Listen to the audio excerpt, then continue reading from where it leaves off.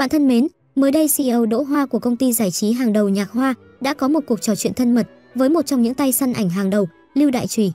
Trước khi có cuộc gặp gỡ này, thợ săn ảnh Lưu Đại Trùy đã thông báo trên tài khoản Weibo của anh ta. Sau đó vào sáng ngày 5 tháng 9, thợ săn ảnh này đã có cuộc phỏng vấn trực tiếp với CEO Đỗ Hoa. Cả hai đã có một cuộc trò chuyện rất thoải mái tại trụ sở của Nhạc Hoa. Vậy hai người họ đã nói về những điều gì? Họ đã nói về khá nhiều điều xoay quanh các nghệ sĩ của công ty Nhạc Hoa. Tuy nhiên, cả hai có một câu hỏi khiến cư dân mạng bàn tán sôi nổi nhất. Thợ săn ảnh Lưu Đại Trùy đã hỏi Đỗ Hoa rằng mọi người rất muốn biết 4 chữ XXXX có phải là thật không? Sau khi nghe câu hỏi của thợ săn ảnh, Đỗ Hoa trả lời có vẻ hơi bối rối. Dù sao, cậu là thật, Lưu Đại Trùy chắc chắn là thật.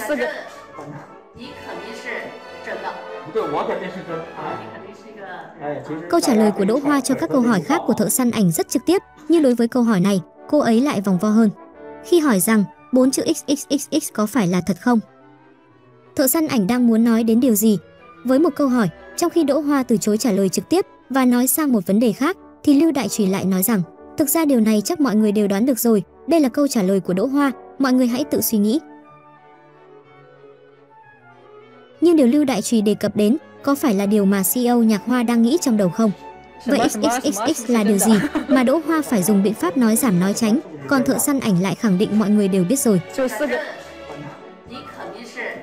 Điều nổi bật nhất của Nhạc Hoa mà cả giới giải trí Hoa ngữ đều tò mò, đó chính là câu Bác Quân Nhất Tiêu có phải là thật không? Một câu hỏi mà mọi người đều nảy số rất nhanh, nhưng ai cũng trực tiếp né tránh nói ra. Trước khi thợ săn ảnh này tới Nhạc Hoa, đương nhiên anh ta đã liên hệ trước với CEO Đỗ Hoa. Cô ấy chắc chắn đã nghĩ tới tình huống thợ săn ảnh sẽ đề cập tới câu hỏi khó này. Nên khi được thợ săn ảnh hỏi, Đỗ Hoa chưa chắc đã bối rối, mà đó chỉ là cách để Đỗ Hoa đưa ra một câu trả lời đã được chuẩn bị trước theo kiểu tự nhiên nhất.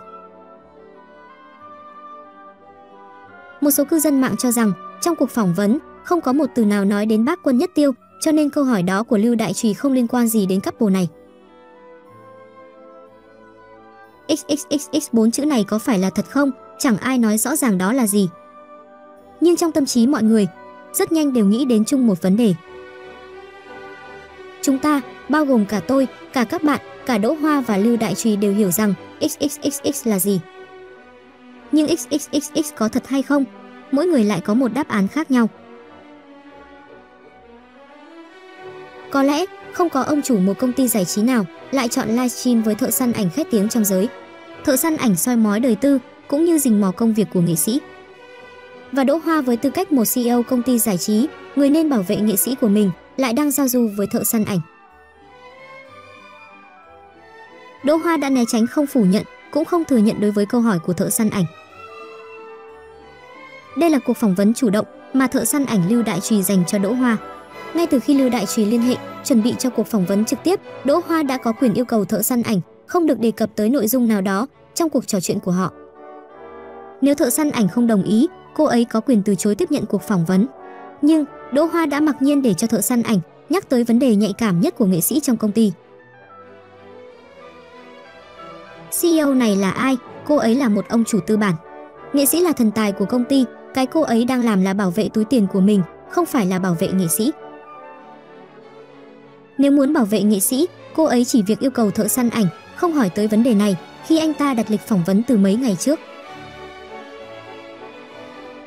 Có thể vì bản thân câu hỏi đó nó đúng hoặc nó rất hữu ích khiến CEO này trực tiếp tránh né. Cái Đỗ Hoa muốn không hề đơn giản, trẻ con mới chọn còn người lớn lấy tất. Thực tế rằng 4 chữ XXXX có phải là thật không? Fan couple tự có câu trả lời cho riêng mình rồi. Nhưng phải chăng tâm tư của Đỗ Hoa, bà chủ Nhạc Hoa quá khó lường? Mục đích cô ấy tiếp nhận cuộc phỏng vấn của Lưu Đại Trùy là gì? Để bảo vệ nghệ sĩ của công ty, hay để gia tăng tương tác cho Nhạc Hoa, hay cuối cùng chỉ là để thỏa mãn tâm ý riêng của bản thân? Thợ săn ảnh là nỗi ám ảnh với nghệ sĩ nổi tiếng, nhưng Đỗ Hoa lại đang giao du với họ thay vì bảo vệ nghệ sĩ của mình. Tôi nghĩ rằng đối với một số sự việc trong cuộc sống, con người ta nên chọn nâng cao sự tự tôn cần thiết để chứng minh vị thế và đẳng cấp của mình, thay vì làm mấy trò nhảm nhí.